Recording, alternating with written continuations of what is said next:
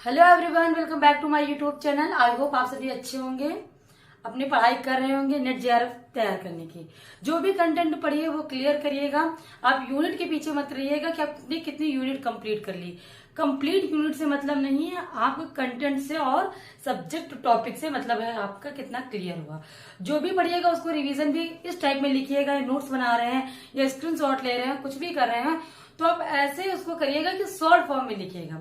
मैं पढ़ाती हूँ, मेरा पढ़ाने का पैटर्न कुछ दूसरा है कि मैं सब कुछ थ्योरी के टाइप में मैं आपको समझा देती हूँ। समझाने के बाद जो कंटेंट और टॉपिक मुझे लगता है कि नोट्स कराने वाला है, और आपका इतना नहीं कि मैं आपको ज्यादा ब्रॉड करके मैं आपको लिखा दूं, क्योंकि लिखने से फायदा ही क्या कि मुझको रिवीजन ही ना करना। लिखा तो किताबों में भी है, तो हमको ऐसे नोट्स बनाना है कि शॉर्ट फॉर्म में हमको जो याद हो गया, जो हमको याद नहीं हो रहा, मुझे लग रहा है कि एग्जाम टाइम तक मैं भूल जाऊंगी, तो आप उन कंटेंट को आप लिख लिया करिए। वैसे तो आप उन कंटेंट को इतना क्लियर करिए कि आपके वो समझ में आ जाए। जैसे आज का टॉपिक है, मैं आपको सेकंड यूनिट करवा रही हूँ, उसका टॉपिक है प्रत्यक्षवाद और उत्तर प्रत्यक्षवाद। तो मैं उन टॉपिक्स को ही लिखूंगी क्योंकि थ्योरी में और बताने और समझाने में कोई इजी वे आता है। जो वर्ड हमारे रहते हैं मैं आपको इजी वे में समझाती हूँ, और आपका जो एग्जाम पेपर में पैटर्न जो आता है, जो क्वेश्चन लेवल होता है, उसमें जो वर्ड यूज किए जाते हैं वो वर्ड आपको कहीं ना कहीं दिखने चाहिए, क्योंकि आप वहां पे भूल जाएंगे कि हाँ ये आया वर्ड तो इसका मतलब क्या होगा। ओके, तो इसी वजह से मैं कुछ टॉपिक्स या कुछ वर्ड में नोट करा देती हूँ। वैसे मैं पूरा समझाने की कोशिश करती हूँ। तो मैं कहती हूँ जो भी पढ़िए क्लियर और जेआरएफ का लेवल का पढ़िए। किसी चैनल से पढ़िए, किसी बुक से पढ़िए, कैसे भी पढ़िए, लेकिन अपने लेवल जरूर देख के चलिए। ओके, क्लास स्टार्ट करने से पहले मैं बताऊंगी कि एक छोटा सा एक प्यारा सा एक कोटेशन है कि सबको धोखा दीजिए, खूब धोखा दीजिए, उससे मतलब नहीं है, लेकिन अपने आप से धोखा मत करिए। यही आपका एक सक्सेस पॉइंट भी है कि जो भी पढ़ रहे हैं आप, जितने टाइम भी पढ़ रहे हैं, बस ये टाइम और घंटे अपना महज काउंट मत करिए कि आपने कितने घंटे पढ़े हैं, लेकिन आप जो भी पढ़िए कंटेंट लेवल से और अपना शेड्यूल, अपना सिलेबस देख के पढ़िए। ऐसा नहीं कि खूब ढेर सारा हमने मैटर इकट्ठा कर लिया, खूब ढेर सारा पढ़ लिया और हमारा जेआरएफ और नेट के अकॉर्डिंग उसमें कुछ भी ना हो। तो स्टार्ट करते हैं अपने यूनिट को। उससे पहले अगर आप मेरे चैनल पर न्यू हैं तो सब्सक्राइब कर लाइक का बटन जरूर दबाइएगा। स्टार्ट करते हैं अपने सेशन को। ये है आपका प्रत्यक्षवाद। प्रत्यक्षवाद को बोलते हैं हम पॉजिटिविज्म। ओके, तो इसके जन्मदाता कौन है? आपके जन्मदाता है इसके अगस्त कॉम्ट। अगस्त कॉम्ट जन्मदाता है आपके, ये समाजशास्त्री हैं। और इन्होंने क्या बताया कि प्रत्यक्षवाद क्या होता है। प्रत्यक्षवाद का मतलब ही समझ लो, बाद में ऐड करिएगा, पहले प्रत्यक्ष का मतलब समझिएगा।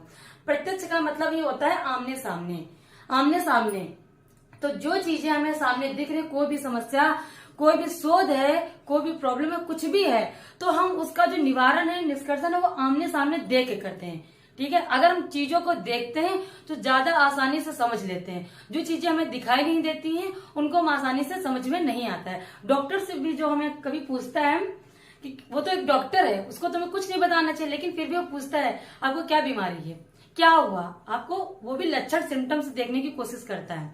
ओके, तो वो भी प्रत्यक्षवाद से रिलेटेड है। तो इसमें इन्होंने क्या बताया, ये पहले इनकी थ्योरी देख लेते हैं। इन्होंने क्या बताया, प्रत्यक्षवाद का मतलब ही क्या है, प्रत्यक्षवाद है क्या। तो ये इनके जन्मदाता आपके अगस्त कॉम्ट है। और इन्होंने क्या बताया प्रत्यक्षवाद क्या होता है। तो प्रत्यक्षवाद से यह स्पष्ट होता है कि इसमें कल्पना, जो इमेजिन है, कल्पना, अनुमान, गैस अथवा नैतिक मापदंडों का कोई स्थान नहीं है। इसमें अमूर्त चीजों का कोई स्थान नहीं है। नियमों को समझा जा सके, घटनाओं के संबंध को समझने में तर्क का भी एक महत्वपूर्ण स्थान है। इसमें तर्क का स्थान महत्वपूर्ण है। नियम होने चाहिए, क्या कार्य कारण है, ये वैज्ञानिक पद्धति पर पूरा पूरा डिपेंड है प्रत्यक्षवाद। जो प्रत्यक्ष क्या, जो चीजें हमें सामने, जो प्रॉब्लम्स हमें समस्या सामने दिख रही है, हमको उसको देख के उसका हमको निवारण करना है, ना कि हमको जो पूर्वाग्रह हमारे पुराने रूढ़िवादी विचार बने थे कि अगर कोई घटना होती थी तो हम सारा रिलेटेड कर देते थे कि ये शायद हमारे पूर्व जन्मों का कर्म है। कोई भी घटना हो गई, अगर किसी की मृत्यु हो गई तो इन्होंने कोई बुरे कार्यदंड किए होंगे तो उनके अकॉर्डिंग उनको फल मिला है। तो ये होता था पहले के केसेस में। लेकिन अब जो घटनाएं होती हैं तो उसका रीजन जानने का कारण क्या था। तभी तो कहते हैं आजकल साइंटिफिक, आज का जमाना वैज्ञानिक पर है। आजकल बहुत कुछ चेंजेस भी हो गए हैं। पहले क्या था, अब क्या हो गया। तो सब क्या है, हम लोग उनका कारण जानते हैं। ये है तो क्यों है, ये नहीं है तो क्यों है। ये सिम्टम्स अगर हमको कुछ भी लग रहा है कि अगर ये हो रहा है तो क्यों हो रहा है, अगर इतने मर्डर्स हो रहे हैं तो क्यों हो रहे हैं, या इतने रेप हो रहे हैं तो ये क्यों हो रहे हैं, हम इनका कारण जानने की कोशिश। पहले तो जाहिर से ये बात कह दी जाती थी कि आपने छोटे कपड़े पहने थे तो उनका ये रेप हुआ। अब ये इसका लॉजिकल अब रीजनिंग जान लीजिए कि क्या छोटी सी 2 साल की बच्ची क्या साड़ी पहन के घूमेगी? नहीं, ये कारण नहीं है। ठीक, कोई एक कारण मैं बताती हूँ, कोई एक कारण किसी केस के लिए जिम्मेदार नहीं होता है, अनेक कारण होते हैं उसके जिम्मेदारी के लिए। तो किसी आप एक कारण को जिम्मेदार नहीं कह सकते हैं। तो अब हम कारण पे डिपेंड हो जाते हैं, क्या कारण है, क्या उसके उपाय किए जाएं। तो आप एक नियम लागू कर सकते हैं। ठीक है, वैज्ञानिक ढंग का मतलब है, प्रत्यक्षवाद का मतलब है कि आप उन चीजों का अवलोकन करिए, उनके कार्य कारण का संबंध ढूंढिए, जिस दोनों अगस्त काम ने देखा है और कहा है, और उनके क्या नियम हैं, क्या सिद्धांत लागू किया जा सके कि यूनिवर्सल हर जगह पर ये नियम लागू करके हम उन चीजों, उन समस्याओं को हम निपट सके। जैसे कि आपने पढ़ा था वैज्ञानिकरण, तो उन्होंने उसको शब्द दे दिया प्रत्यक्षवाद।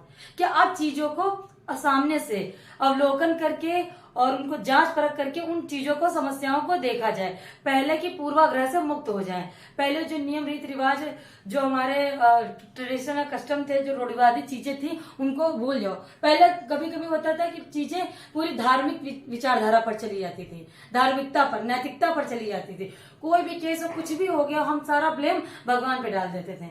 अभी भी होता है कि हम लोग अपने खुद को समझाने के लिए जो कुछ भी ब्लेम होता है वो ईश्वर पे डाल देते हैं। लेकिन कुछ लोग होते हैं, वो कहते हैं कि नहीं, ये ऐसा नहीं है, ये कारण हुआ है, इस कारण ये चीजें हुई हैं, ये अब चीजें नहीं करनी चाहिए, आगे फ्यूचर में ऐसी समस्या नहीं होगी। इसका मतलब प्रत्यक्षवाद का आप यही मतलब है। इससे यह स्पष्ट होता है कि कांट ने प्रत्यक्षवाद को अध्ययन किया, वैज्ञानिक प्रणाली के रूप में व्यक्त किया। वैज्ञानिक प्रणाली आपकी क्या है, वैज्ञानिकता क्या है? तो वैज्ञानिकता में आपका आता अवलोकन, चीजों को देखना, वर्गीकरण, क्लासिफिकेशन, छोटे छोटे भागों में डिवाइड करके उसको, समस्या को देखना, परीक्षण करना।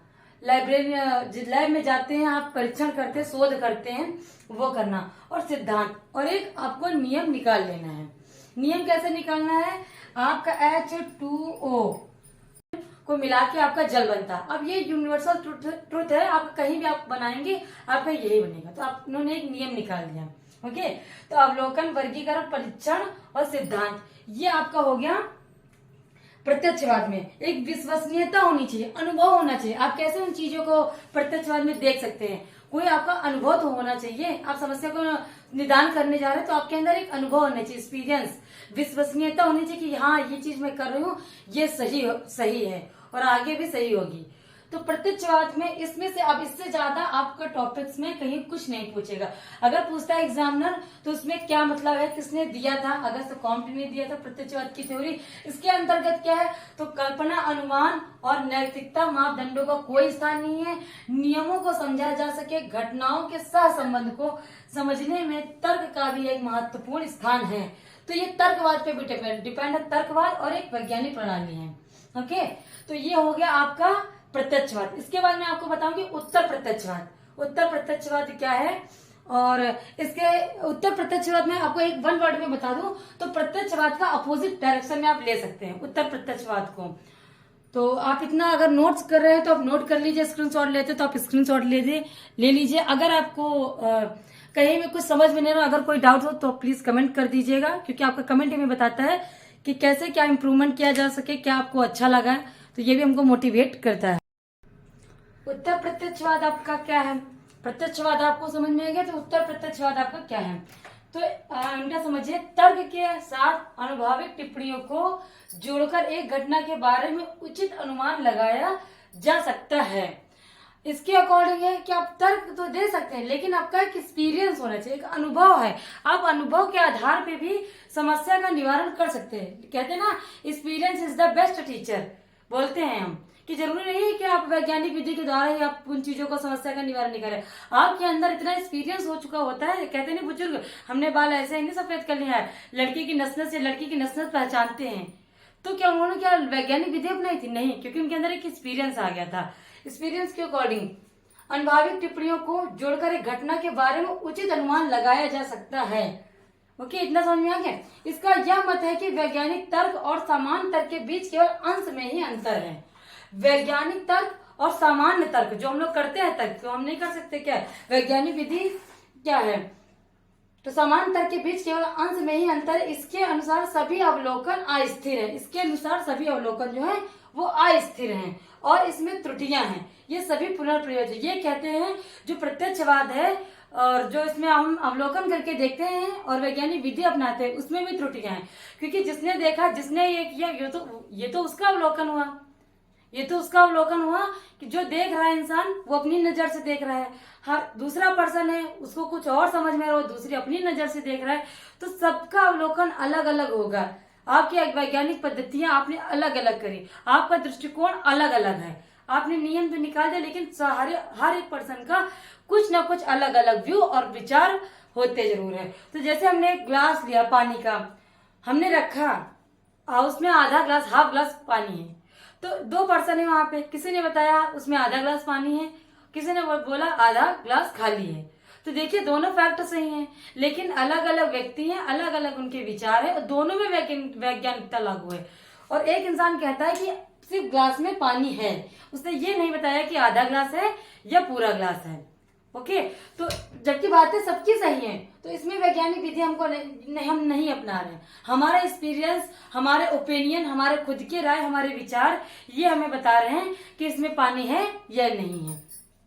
तो इसका मतलब आप समझ ही रहे होंगे कि वो नहीं कहता है कि वैज्ञानिकता ही सब कुछ है। हमारा वो एक्सपीरियंस, हमारा अनुभव, हमारी जो योजना, हमारे खुद के विचार जो हैं वो प्रत्यक्षवाद हैं। उत्तर प्रत्यक्षवाद इसको बोलते हैं, क्योंकि ये प्रत्यक्षवाद से थोड़ा सा डिफरेंट है। इसमें दो विचार चलते हैं, दो लोगों के विचार या दो लोगों की धारणाएं मिलकर जो भी डिसीजन लेती हैं, तो दो धारणाएं मिलकर बनाती हैं। इसके अनुसार सभी अवलोकन अस्थिर हैं। अस्थिर किसी एक का मतलब स्पष्ट इन्होंने नहीं बताया कि जो अवलोकन किया वो एकदम सही है, आज वो सही है इन्होंने बताया, कल की शायद परिस्थिति में वो गलत हो जाए। अभी के अकॉर्डिंग, अभी सिचुएशन के अकॉर्डिंग तो सही है, हर जगह सही, लेकिन परिस्थिति चेंज होती है तो वैसे ही अवलोकन आपका चेंज होता है। इसमें त्रुटियां भी हो सकती हैं, इसमें त्रुटियां हो सकती है और इसे पुनर्प्रयोज्य है। इसमें पुनर्प्रयोज्य मतलब इसमें दोबारा अनुसंधान या रिसर्च करके या दोबारा इसमें संशोधन करने की भी आवश्यकता हो सकती है। ओके, तो आपका उत्तर प्रत्यक्षवाद आपका कंप्लीट होगा। इसमें से क्या पूछता है, इसमें आपका यही पूछ देता है उत्तर प्रत्यक्षवाद का मतलब क्या है। ये क्वेश्चन आया था आपका 2017 में, सिर्फ तो मुझे याद नहीं, लेकिन ये 2017 में आया था प्रत्यक्षवाद, उत्तर प्रत्यक्षवाद, और इसी का रिसर्च का दो उसमें टॉपिक वर्ड लिखे हुए थे। आई थिंक तर्क का कुछ उसमें वर्ड था, तो उसमें मैचिंग वर्ड में दिया था। और एक आया था क्वेश्चन 2006 के पास, तो उसमें था कूट कथन में क्वेश्चन था कि प्रत्यक्षवाद की थ्योरी दी हुई थी, एक उत्तर प्रत्यक्षवाद की थ्योरी दी थे। कूट कथन कारण कथन था, उसका वो देखना था किसमें से कौन सा सही है। अगर आपको अर्थ इसका समझ में आता है, चाहे कूट कथन हो चाहे आपका मैचिंग वर्ड में हो, आप कर लेंगे। तो आप कमेंट जरूर करिएगा कि आपको ये समझ में आया कि नहीं आया। ओके, तो आपका ये पॉजिटिव, आपको प्रत्यक्षवाद, उत्तर प्रत्यक्षवाद सेकंड यूनिट का आपका ये मोस्ट इंपॉर्टेंट जो आपकी थ्योरी थी कंप्लीट हो गई। इसके बाद मैं आपको बताऊंगी इसकी विधियां क्या है, अनुसंधान की विधियां और आपका परिकल्पना। ये इस चैप्टर का मोस्ट इंपॉर्टेंट जो भी चैप्टर है वो है। इसके बाद मैं आपको वो कराऊंगी और ये आपका कंप्लीट होगा। स्क्रीनशॉट लेते तो आप स्क्रीनशॉट लेके या तो आप थ्योरी टाइप में आप लिख सकते हैं, नोट्स बना सकते हैं। तो आपका कंप्लीट हो गया है। और अगर आप मेरे चैनल पर न्यू आए हैं तो प्लीज सब्सक्राइब कर लाइक का बटन जरूर दबाइएगा। Thank you for watching my video.